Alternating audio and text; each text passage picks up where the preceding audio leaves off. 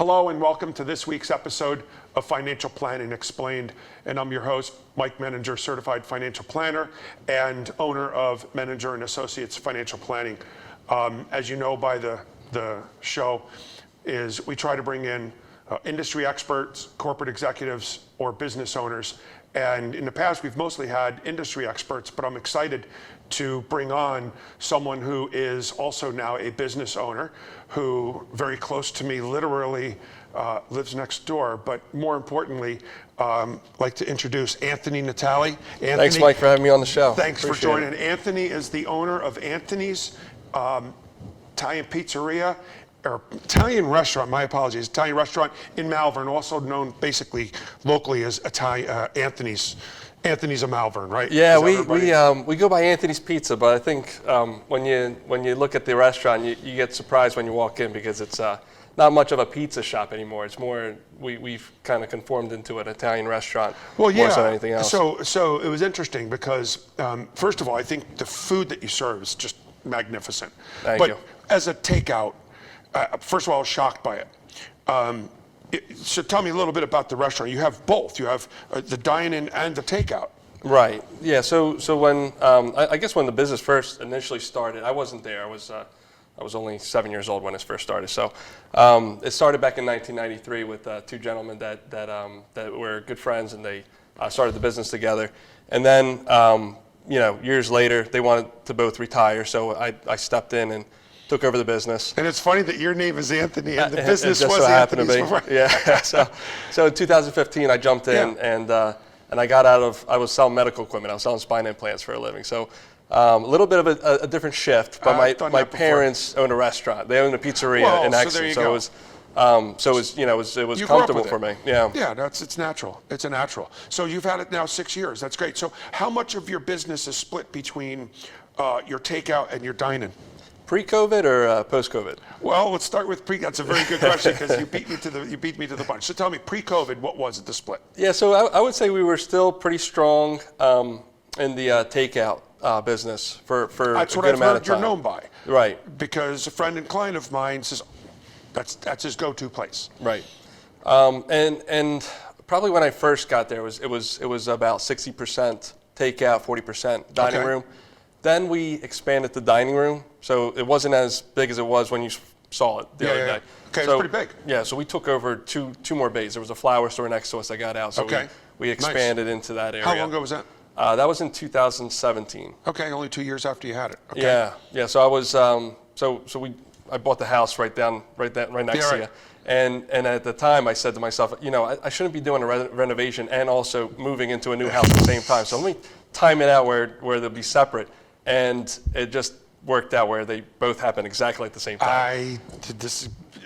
I did the same thing at the same time. So I had a business change at the same time. So believe me, that was stressful. Yeah, that's a lot of different things going on. So what is it now as a percentage of COVID changed it? Well, I think pre-COVID, we started moving a little bit heavier towards the dining room. All right. People started noticing that we were doing things a little bit differently in there. So it did start picking up in the dining room a little bit more, where we were almost 50-50 at some point. And then during COVID, it was like 95, 5 or 100. Yeah, it was 100% at one point. Well, thank goodness that you had that, because I know a lot of businesses had to adjust and pick up their takeout. Right. Meanwhile, you were already positioned. Oh yeah, we were ready to go. So there was very little that we had to do. We had to add curbside to our whole thing. So at first it was a little hard to adjust because we started saying, okay, just tell us your vehicle information. So we'd write down black BMW, and then we'd walk out and there would be like 5 or 6 different black BMWs. That's a big help, right? Exactly. So we had to start thinking about what else we could do. So I went out there and I painted numbers on every single parking spot. That's a good idea. Yeah, I think I herniated one of my discs when I was doing it. But it was kind of just something that we figured, let's try to make this as smooth as possible. Because everybody was opening up their trunks too, so you'd never be able to see what the cars were. Oh yeah. So we just, just look down at the ground, see what number you're at. Matters. Yeah. Well, so I noticed that you're in a shopping plaza. Right. Okay, and do you think that's more advantageous to be in a shopping plaza than in a standalone building, or can't really tell. We would probably have been better off as a standalone. Yeah. The shopping center almost makes it feel like you're not coming to a nice restaurant. I can see what you're saying with that. You know, even though the shopping center is very quaint and it's a nice little town, it's a walkable town, so that's what drives people there. Right. But when you look at it at first, you're like, oh, okay, the restaurant near the Wawa? Is that what you're talking Yeah, about? right, In front of the train station? Yeah. So it has that kind of confusion going on. But once you step in, it's like you realize, okay. Oh yeah. You know, No, it's a nice little restaurant. different. It's nice inside, and I'll tell you what, the food was fabulous. I didn't have your takeout, but why would I drive to Malvern for takeout? Absolutely when not. I can go around the corner for takeout, especially if I'm driving it home for 20 minutes. It's cold by the time I get there. Mike, I don't go to my place for takeout. Right? So yeah, we were obviously a half hour away, so it's not really worth me doing. So either. when I was there, I'm not sure if somebody told me or I literally saw it, but the booth that I was in eating, I'm looking outside the window, and the line for takeout went all the way down and around. I'm like, hey, you must be doing pretty well over there at the takeout. Yeah. So, sometimes it looks a little bit longer than it should be, just because of the 6 feet social distancing. Right. But yeah, it did seem that we picked up a lot. So it's probably at this point like 75% takeout and 25% dining. So what's going on now? I see that they're relaxing in Pennsylvania. Mm-hmm. Has it helped? I'm sure it has to help. Not really. Really? Just mathematically, if you think about it, if you most restaurants, when you start planning out how many tables you could put in your restaurant, you trying to put as many tables as you can. You're not really thinking, reason, right? You're not really thinking, let's give people space. I mean, you want to give them enough space where they don't feel like, well, I don't want to go back there. I'm crammed in there like a sardine. Right. But you want to maximize your profit, so you try to figure out how to do that. So you go from that point and then say, okay, we need to put 6 feet. 6 feet apart from the back of everybody's chair. So, okay, that's what I was going to ask you about that. So it's 6 feet from the back of the chair, which means it's really about 8 feet per table. That's ridiculous. Yeah. I don't know if you've ever calculated the metrics of this, but I had read or heard or something that in order to break even, you need to be able to have 50% capacity. Right. So how in the world were restaurants able to do it when the governor said 25% capacity? They didn't. A lot of places closed. Right. There's, even in our town, we had one full closure, which they were a fantastic restaurant. I mean, it was kind of one of those rising tide lifts all boats kind of thing, where the restaurants that were coming in were actually making the town better. Really? And making us busier actually. Really? I think so, because it was that traffic that was being brought into King Street, which is the center of Malvern. Yeah, Malvern is. That's Main Street, basically. Yeah, you look at Malvern. Malvern's a huge area, and then where you have King Street, it's just a very small, tiny little area. Well, they're basically the main street of Malvern. Right, exactly. Yeah, it's a nice little town. Yeah. So, did you introduce yourself, or did you know the other business owners? Oh yeah. Did you? Yeah, we have close relations with all the other businesses in the area. That's good. How many restaurants are there in Malvern? In that little tiny town there was 5. I think, we're back down to 4 again.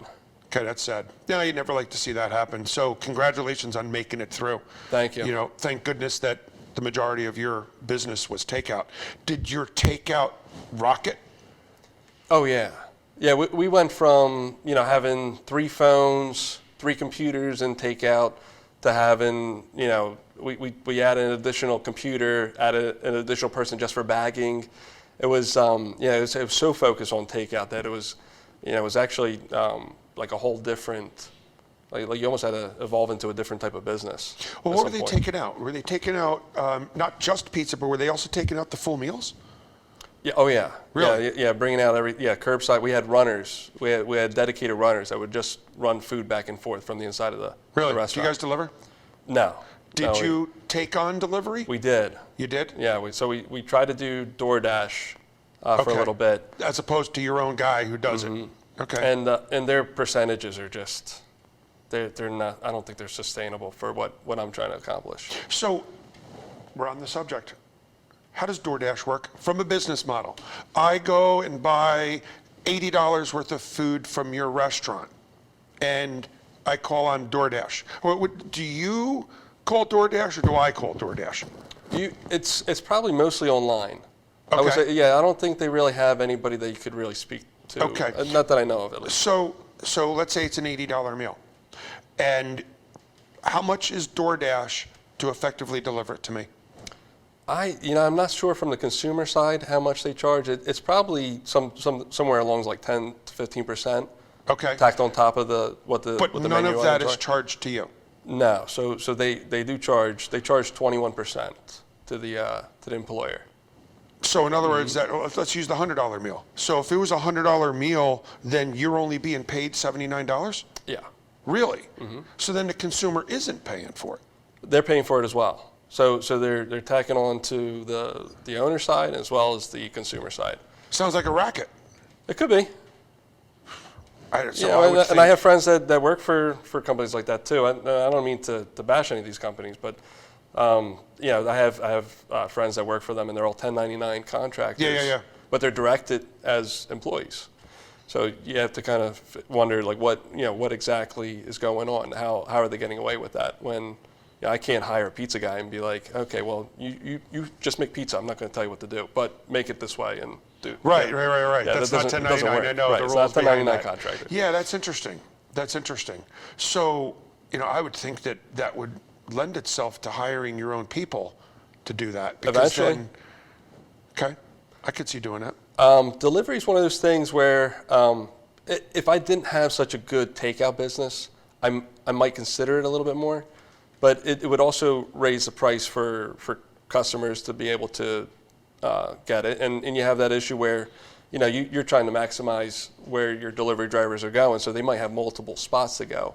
Whereas if somebody was coming to my restaurant to pick up their food would be ready exactly when Right. And when it should be ready. And be hot. And that happens all the time. If I want to buy a pizza, I want to go pick it up because I don't want to wait the extra 30 minutes because once again, I want it to be warm or to be hot. So I'm at a point where we need to take a break. Sure. So we'll be with you in a few more moments. Stay tuned. We'll be right back.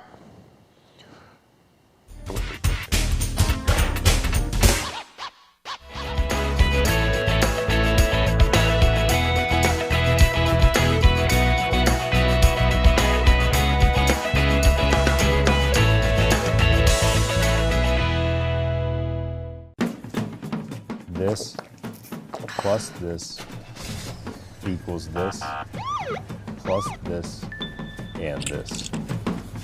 Don't drink and drive.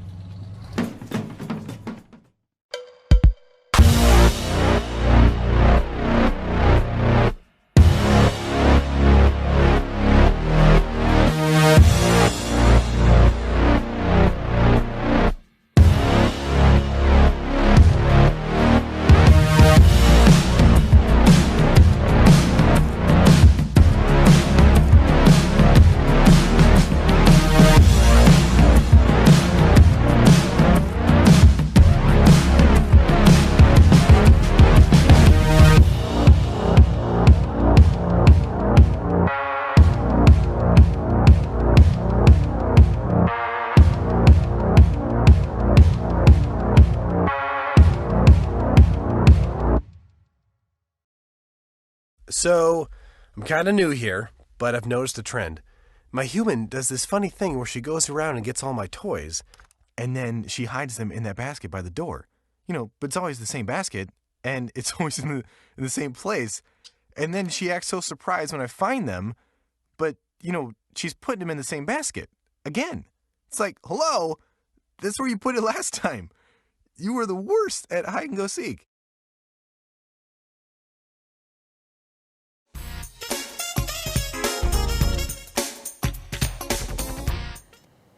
Welcome back to Financial Planning Explained with my guest, Anthony Natale, owner of Anthony's Restaurant in Malvern.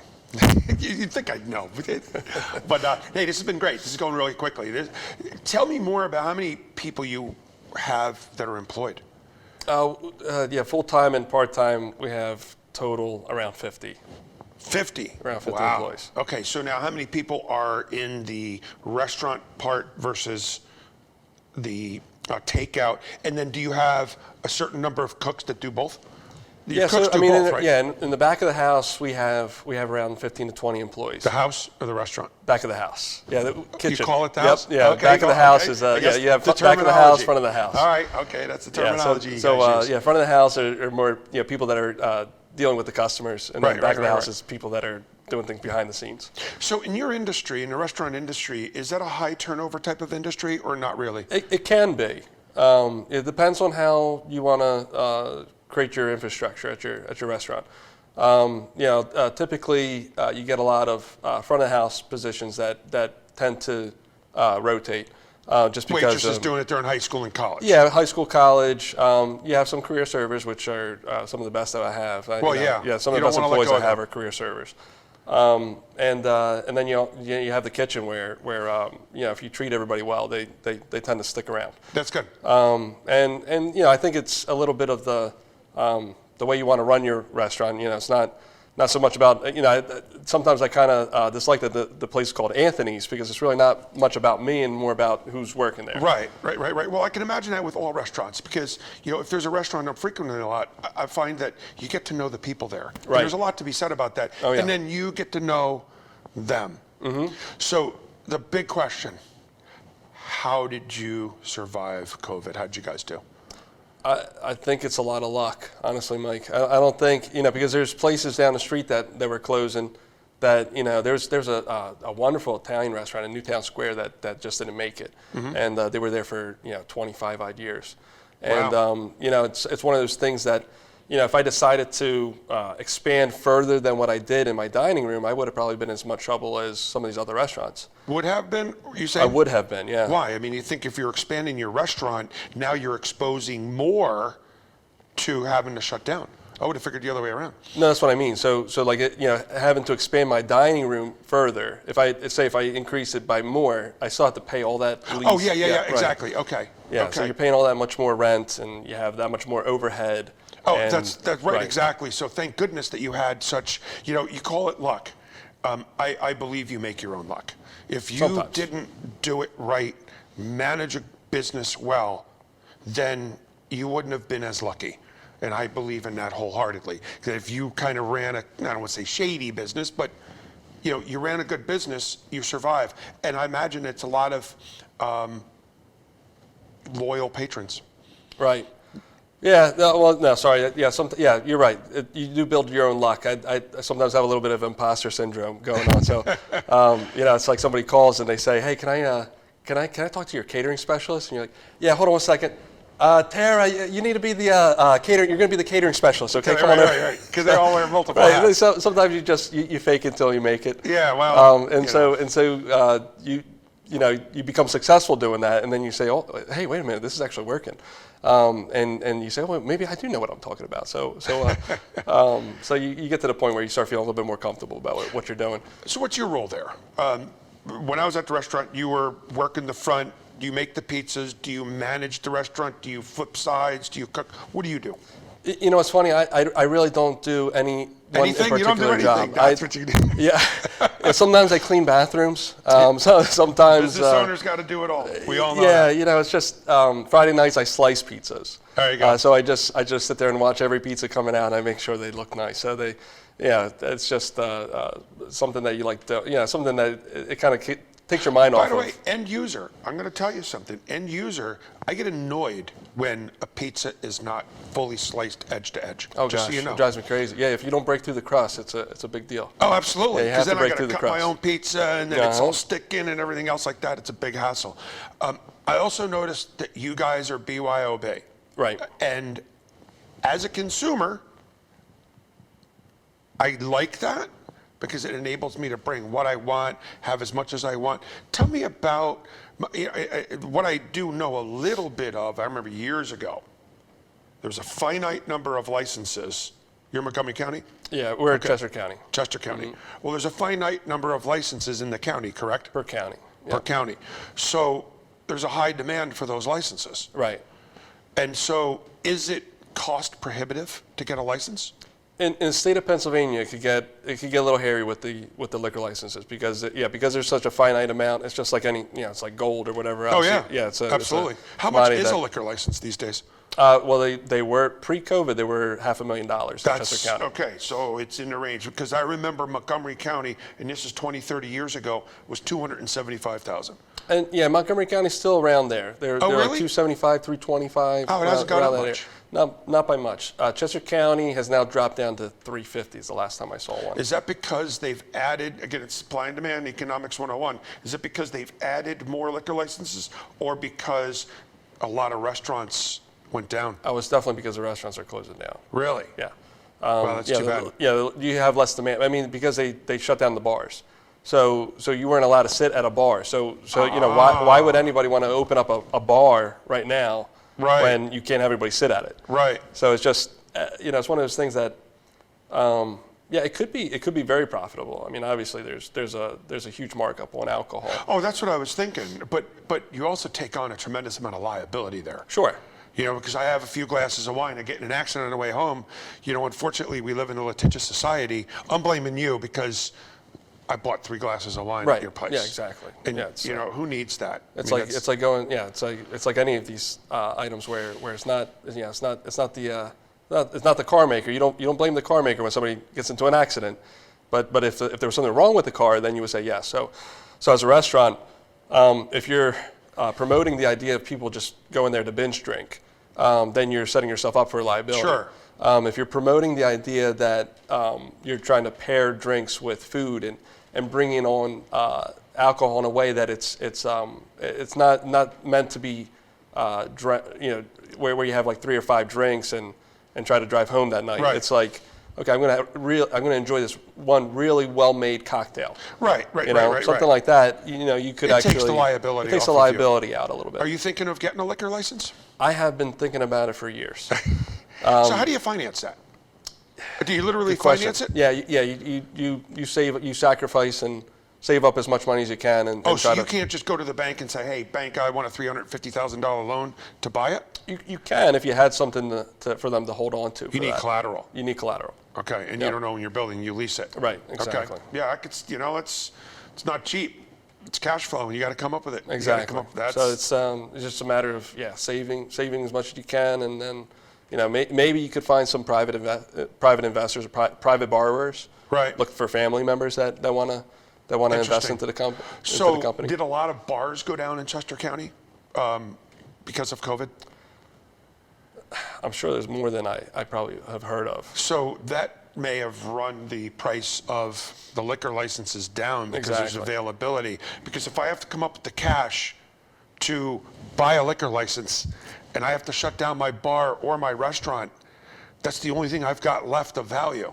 Right. And if there's a whole lot of people and nobody wants to buy one, then I could see that as being almost like corporate real estate in about 3 to 5 years. Oh yeah. It's gonna head downhill really fast. Interesting.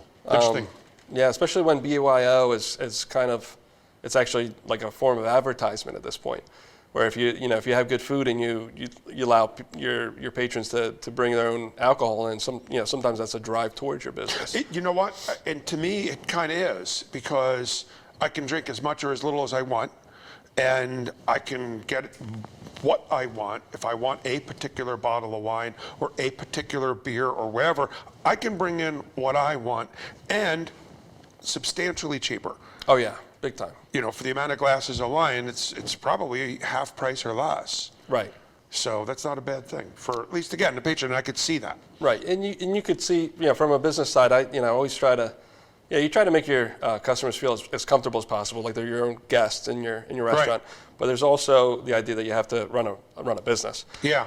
And so so turnover is one of those ideas that runs in your head constantly. Like, hey, are people coming in, eating, and then leaving, or are they staying for an extended amount of time? And now that table's not being turned in a way where we could. So what do you do about that?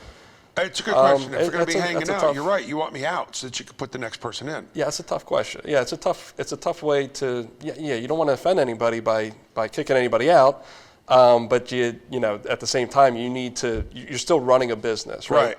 So that, you know, when you have a liquor license and you're selling alcohol, you kind of don't mind when people linger because they can buy more drinks. Okay. But at the same time, too, is I would think if people are drinking, let's hang out. They are going to stick around. Right. And so advantage, disadvantage. Well, The and so when you have BYO though, so you're allowing people to come in and drinking, right. but they're drinking their own wine and also sticking around. Right, So that's not good. and you know that's what drives people to my business. So at the same time, you have to look at it like, well, if I didn't have that, how many of these people would not be coming to my restaurant? Right. So you have to. Yeah, it's a double-edged sword where you have to. Yeah, there's a fine line in between there. You have to really. Now it's being a business owner. So if you were to do it all over again, well, let's back up. So what did you do to adjust to COVID? You survived. You're still here. Thank goodness. So what did you do to survive COVID? Anything in particular, or you hung on? Mike, I'm really hung on this idea because sometimes I just feel lucky, honestly. Yeah. Yep.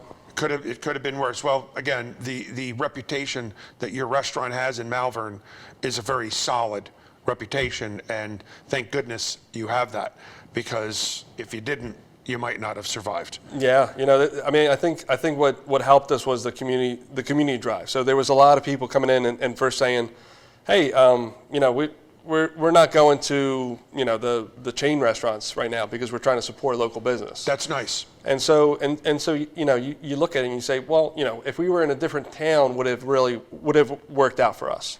When people come to our place, they kind of feel like they're walking in the Cheers. Right. So they want to help. They know who the people that are working there. They know the chef. They know the servers. They know the takeout people, and we have an ongoing good relationship with the community. So it's. You know what? That is what perpetuates the business, and that, my friend, is why you made it through COVID. And it wasn't luck. That wasn't luck. So I appreciate you coming on my show. Thank you, Michael. This went very quickly. I would like you to just look in the camera over there and just tell everybody, where you're located. Give a little pitch to the camera and tell us about your restaurant. All right, so you can find us in Malvern, Pennsylvania. We are about a half hour outside of Philadelphia, very close to King of Prussia. You could go to our website, anthonysmalvern.com, ANTHONYS, malvern.com. And you could call us at 610-647-7400. Okay. And it's called Anthony's Pizza and Italian Restaurant. And this is Anthony. That makes sense. Well, thank you very much. And I hope everyone has a wonderful week. And we will see you on our show next week. Signing off, I'm your host, Mike Menninger from Financial Plan and Explain. And we'll see you next week. Have a wonderful week. Thank you. Thank you.